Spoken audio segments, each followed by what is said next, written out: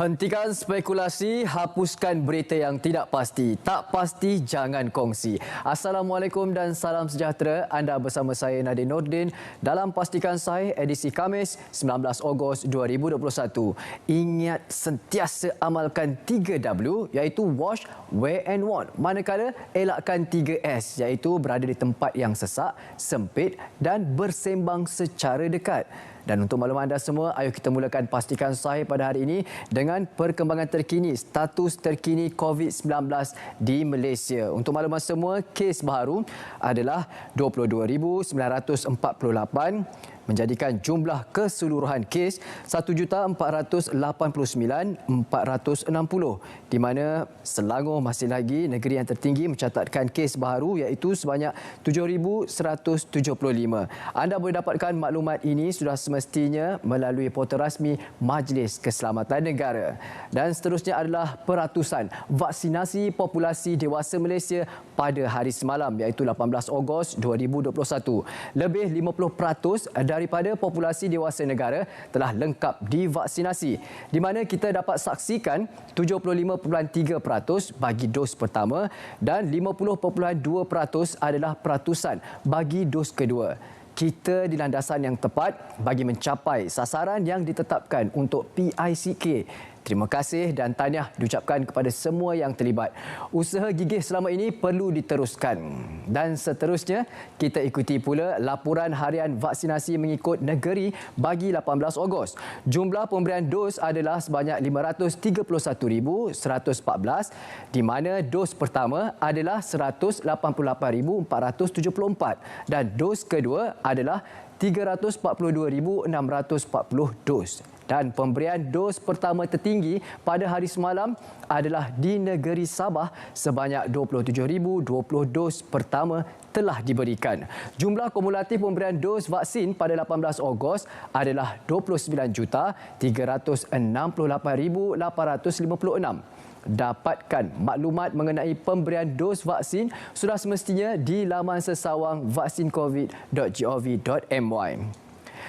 Pemakluman penting, SPA nafi. Apakah yang dinafikan? Suruhanjaya Perkhidmatan Awam Malaysia SPA memaklumkan memandangkan masih terdapat lagi institusi yang menggunakan logo dan nama SPA bagi melaksanakan program yang dikatakan mendapat kerjasama SPA. SPA dengan ini menafikan terlibat dengan program-program sebegini yang ditular dan di luar pengetahuan SPA. Orang ramai dinasihatkan sentiasa berhati-hati sekiranya ingin menyertai sebarang program berbayar yang menggunakan nama SPA. Semak dengan SPA sekiranya tidak pasti. Bagaimana untuk pastikan? Anda boleh pergi ke Facebook rasmi Suruhanjaya Perkhidmatan Awam Malaysia SPA untuk mendapatkan maklumat yang sahih. Mesej 15 bayi dan kanak-kanak. Walaupun telah kami kongsikan maklumat ini pada hari Isnin yang lepas, masih terdapat insan yang tidak bertanggungjawab menyebarkan berita palsu ini. Mesej terdapat 15 bayi dan kanak-kanak perlukan penjagaan kerana rumah anak yatim akan ditutup. Menurut Jabatan Kebajikan Masyarakat Negeri Selangor, JKMN Selangor, berita palsu yang pernah ditularkan pada September 2018 kini tular semula, terutama dalam aplikasi WhatsApp berkaitan rumah anak yatim akan ditutup. Kanak-kanak perlu penjagaan. Jangan sebarkan ia lagi. Waspada kepada pautan bantuan dana. Pautan bantuan dana coronavirus New Corona Relief Fund yang diedarkan melalui aplikasi WhatsApp di Facebook rasmi Kementerian Sumber Manusia telah berkongsi dan memberi amaran kepada semua. Untuk makluman, Kementerian Sumber Manusia memberi amaran untuk tidak klik pada pautan berkenaan bantuan dana coronavirus New Corona Relief Fund yang diedarkan melalui aplikasi WhatsApp. Ini mungkin taktik skamer untuk mendapatkan maklumat peribadi anda dan mungkin wang anda. Jadilah pengguna yang bijak dengan mengamalkan BSS iaitu baca, semak dan sebar. aktiviti atau iklan yang mencurigakan. Pihak tidak bertanggungjawab semakin bijak menggunakan logo-logo rasmi seperti yang tertera di kaca TV anda, namun sepandai-pandai tupai melompat akhirnya jatuh ke tanah jua dan aktiviti haram ini dapat dikesan.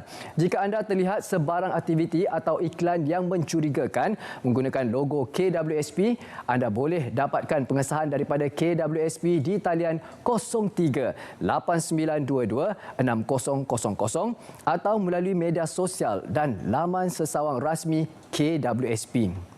Seterusnya, perkongsian sidang media Ibu Pejabat Polis Daerah Tumpat mengenai isu tular penemuan 3 utas gelang pink pesakit COVID-19 yang telah dipotong dan ditinggalkan di tepi jalan. Pihak PDRM Tumpat telah menjalankan siasatan hasil semakan ke atas akaun Facebook. Ketiga-tiga pemilik gelang pink itu telah dikenal pasti. Mereka dari keluarga yang tinggal di kawasan Pengkalan Kubur Tumpat dan pemiliknya ialah seorang lelaki bersama 2 anaknya. Untuk makluman, gelang yang dipakai mereka telah ditukar yang baharu bagi kuarantin di rumah. Lelaki tersebut mengaku mengambil semula gelang yang telah dipotong tanpa pengetahuan klinik kesihatan dengan beranggapan bahawa dia yang perlu menyimpannya. Bagaimanapun, katanya gelang yang diambil itu tercicir dari poket seluarnya tanpa disedari. Semoga dengan penjelasan ini semua pihak dapat menghentikan apa jua komen negatif di media sosial dan peringatan buat kita semua, jangan buat perkara-perkara pelik yang akhirnya boleh membuat orang lain panik. Berhati-hati, ya, berurus niaga di mana sudah semestinya di laman sesawang. Di Facebook rasmi Kabinet HEP maklumkan supaya orang ramai perlu lebih berhati-hati ketika berurusan niaga secara dalam talian bagi memastikan barangan atau perkhidmatan diterima seperti sepatutnya. Pastikan anda berurusan dengan platform dan peniaga yang sah dan jangan terlalu mudah terpedaya jika mendapati ada tawaran murah yang kadang-kadang tidak masuk akal. Periksa betul-betul dan buat semakan terlebih dahulu sebelum membuat transaksi. Apa yang perlu anda lakukan jika tertipu? Anda boleh kemukakan aduan seperti saluran yang tertera. Antaranya melalui portal e-aduan atau WhatsApp ke nombor 019-279-4371 atau email ke eaduan@kpdnhep.gov.my atau boleh juga hubungi hotline 1-800-886-800. Pengurusan kontak rapat. Pengurusan kontak rapat di Greater Klang Valley. Siapa yang dianggap kontak rapat? Apa pula yang perlu dilakukan jika anda adalah kontak rapat dan siapa yang perlu menjalani ujian COVID-19? Semua kontak rapat akan menerima Home Surveillance Order iaitu HSO melalui aplikasi MySejahtera. Kontak rapat boleh isytihar sendiri status kontak rapat melalui MySejahtera, perlu menjalani kuarantin selama 10 hari dari tarikh terakhir pendedahan dengan kes positif COVID-19. Penerimaan digital HSO melalui MySejahtera, lakukan pemantauan kendiri dan penerimaan digital release order setelah tamat kuarantin. Kehamilan dan kesan jangkitan COVID-19. Ini untuk maklumat semua, ibu hamil yang dijangkiti COVID-19 berisiko tinggi mendapatkan jangkitan teruk yang boleh membawa maut dan memerlukan bantuan pernafasan dan rawatan rapi. Bagi bayi pula berisiko tinggi kelahiran pramatang atau kelahiran secara pembedahan kecemasan dan boleh menyebabkan kematian dalam kandungan. Oleh itu, vaksin penting bagi ibu mengandung kerana dapat mencegah jangkitan yang teruk dan mengelakkan komplikasi bayi dan terbukti berkesan dan selamat. Ayuh sama-sama lindungi ibu, lindungi bayi. Hentikan spekulasi, hapuskan berita yang tidak pasti. Tak pasti, jangan kongsi. Berat seketika kembali selepas ini.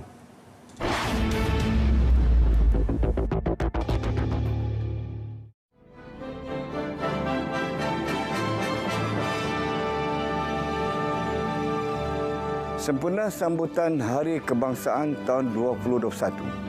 Sekali lagi, tema Malaysia Prihatin dipilih bagi menzahirkan semangat bersatu padu dan kebersamaan seluruh rakyat Malaysia di dalam perjuangan kita memerangi pandemik COVID-19. sama-sama kita suburkan semangat cintakan negara dengan mematuhi SOP agar kelak kita akan menang bersama. Selamat menyambut Hari Kebangsaan tahun 2021. Malaysia prihatin daripada saya serta seluruh warga Kementerian Komunikasi dan Multimedia Malaysia.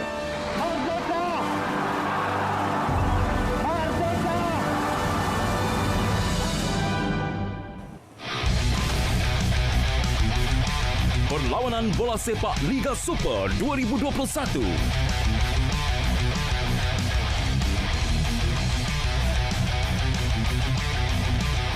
Cuba daripada depan kiper. Cantik. Terus masihkan jaringan. Tebakan dari Syarul Fikri.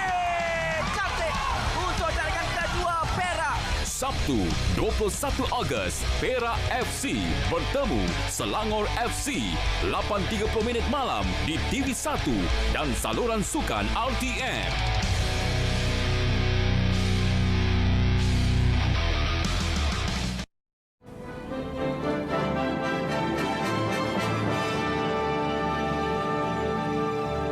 Bertemakan Malaysia Prihatin, semangat ini dizahirkan oleh seluruh rakyat Malaysia dalam usaha memerangi wabak COVID-19. Secara tidak langsung, wabak ini mengajar kita erti bersatu padu dalam mempertahankan negara tercinta. Biar apapun dugaan mendatang, kita tetap bersama, bersatu hati dan setia. Itulah makna sebenar Malaysia Prihatin. Selamat menyambut Hari Kebangsaan 2021.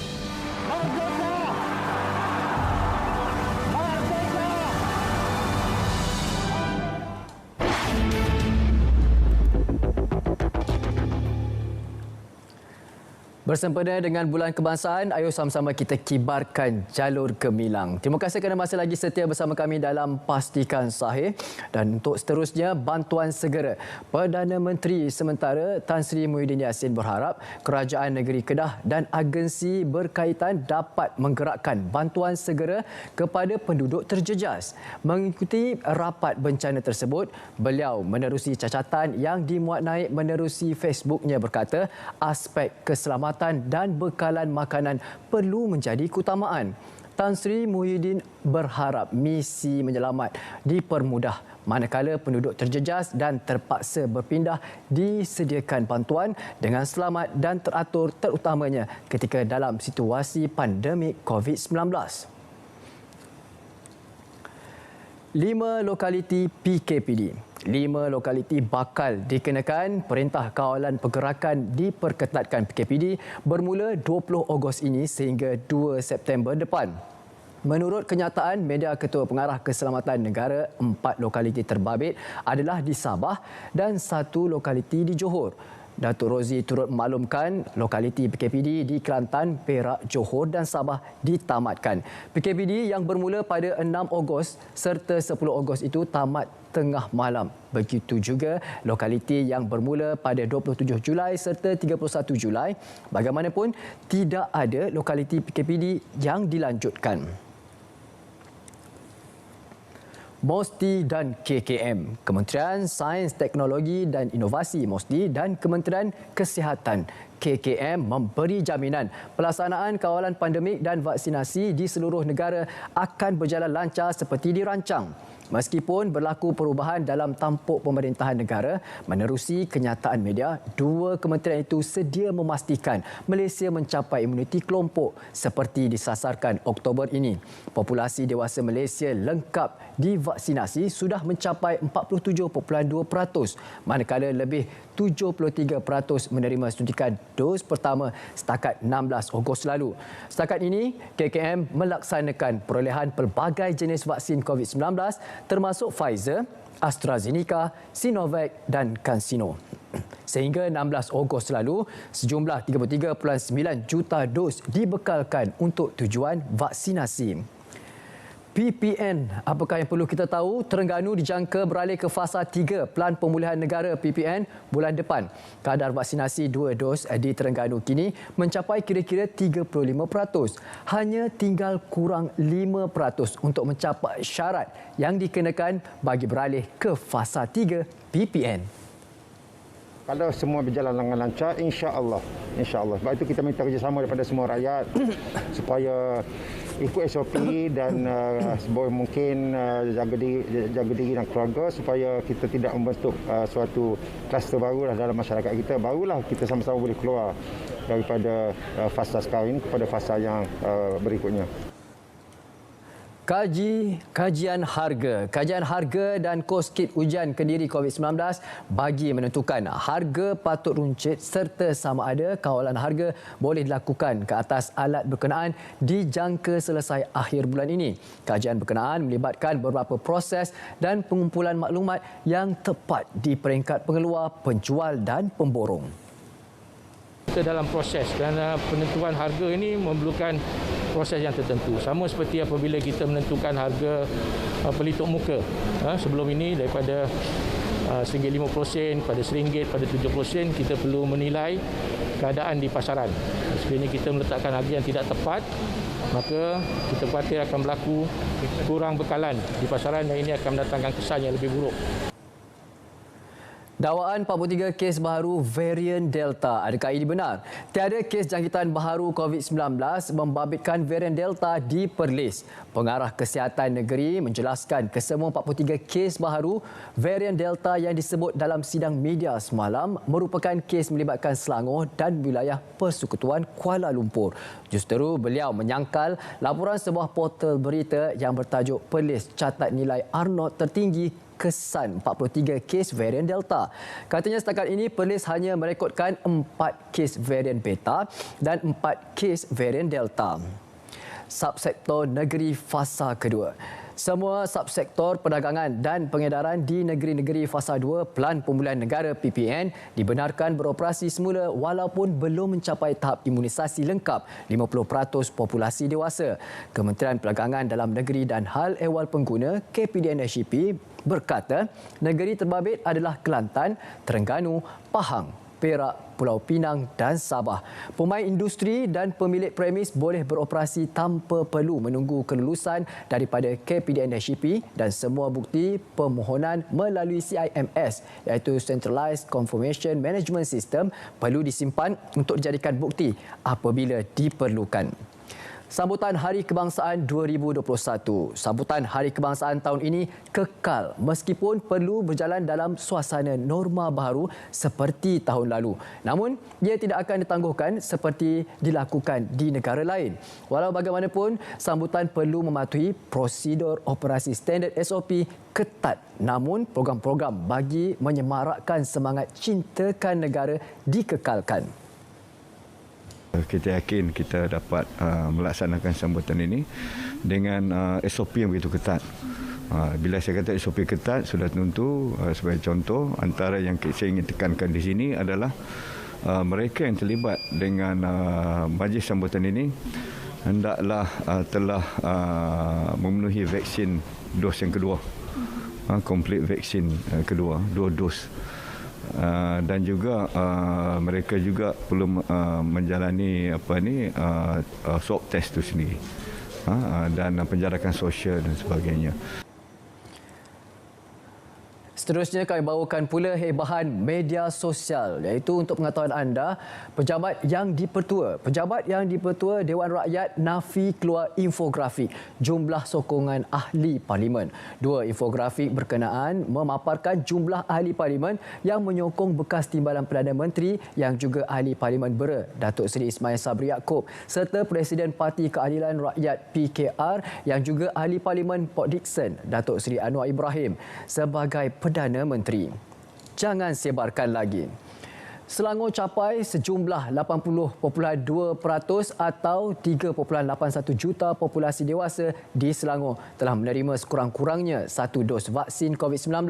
Kata Menteri Besar Datuk Seri Amiruddin Syari menerusi hantaran di Twitter. Beliau berkata sejumlah 54.9% atau 2.61 juta orang pula telah melengkapkan suntikan 2 dos vaksin di negeri itu. Sebanyak 304,784 dos tambahan vaksin telah diberikan. Usaha yang digembleng menerusi Selvac dan juga program imunisasi COVID-19 kebangsaan telah menyaksikan sejumlah 6.42 juta dos suntikan vaksin telah diberikan di Selangor.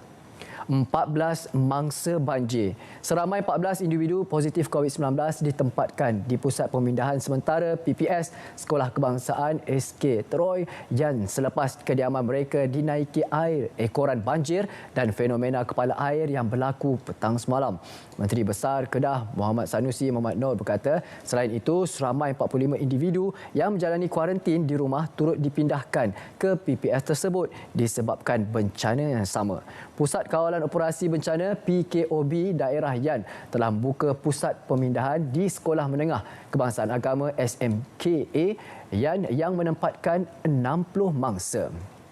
Polis Kedah meningkatkan pemantauan ke atas individu menjalani kuarantin di rumah bagi mengelak mereka keluar ke kawasan awam yang boleh menyebabkan penularan COVID-19 di negeri itu.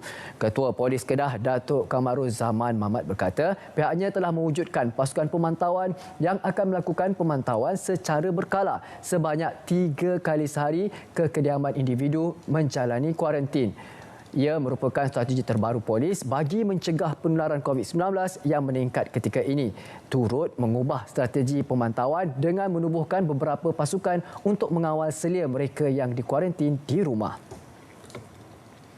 Kita berehat seketika, kembali selepas ini terus setia bersama kami dalam Pastikan Sahih.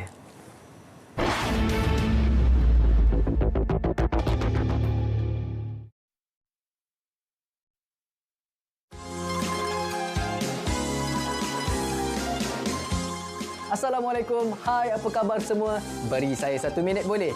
Jom kita kenali legenda sukan tanah air yang telah mengharumkan nama Malaysia ke mata dunia. Ayo. Masih ingat lagi 5 beradik sidik pernah menjadi fenomena sekitar tahun 90-an. Misbun, Razif, Jailani, Rahman dan Rashid.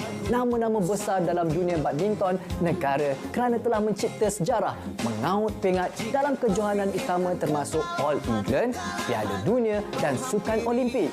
Tetapi tidak ramai yang tahu mengenai satu servis dikenali sebagai servis sidik atau servis S yang dicipta adik-beradik ini. Terima kasih dari kami seluruh rakyat Malaysia buat perwira yang telah mengharumkan nama negara Malaysia di mata dunia. #Demi Negara. Jumpa lagi.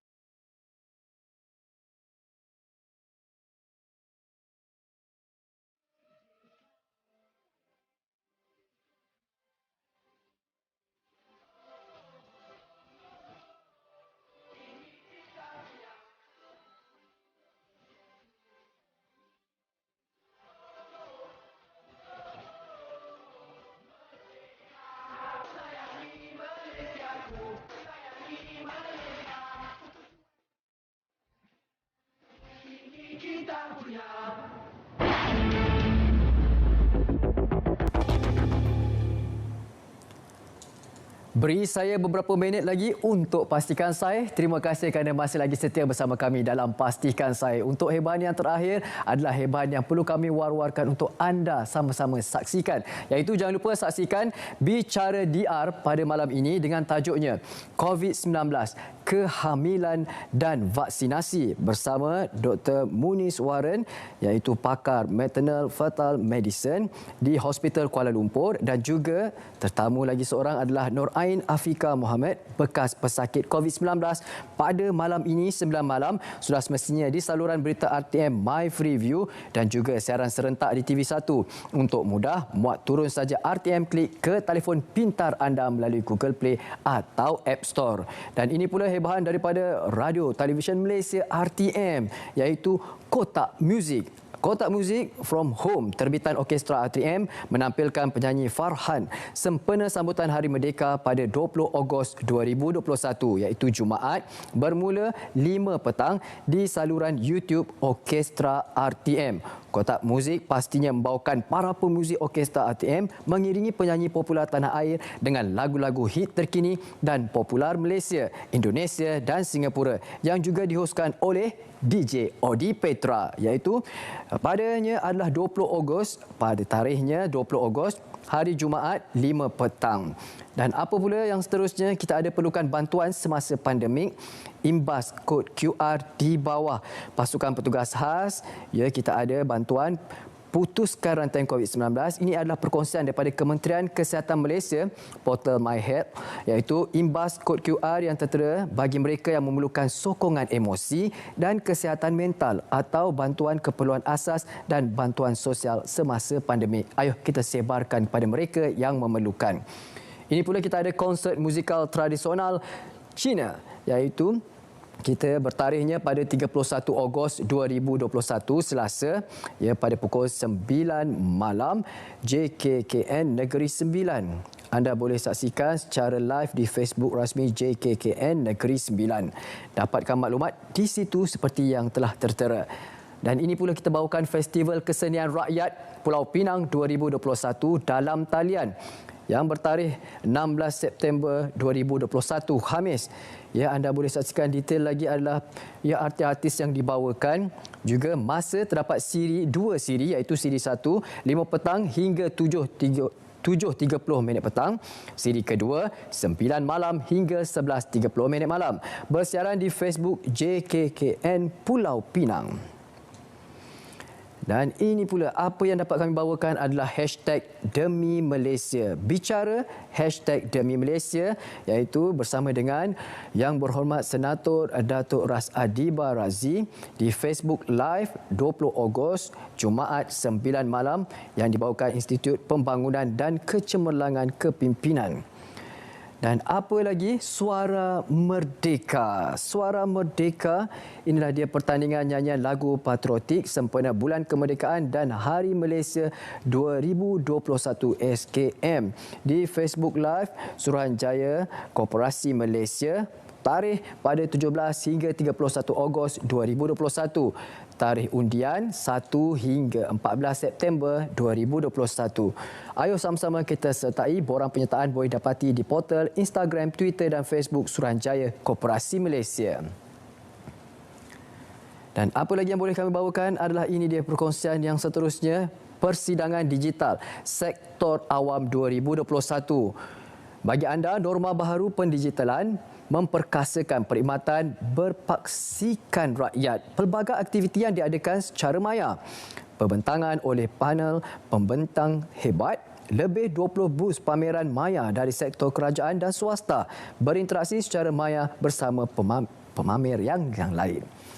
Baik, hentikan spekulasi, hapuskan berita yang tidak pasti. Tak pasti, jangan kongsi. Sampai di sini saja saya dapat temani anda. InsyaAllah hari esok kita akan berjumpa lagi, hari Jumaat yang penuh barokah. Assalamualaikum dan salam sejahtera.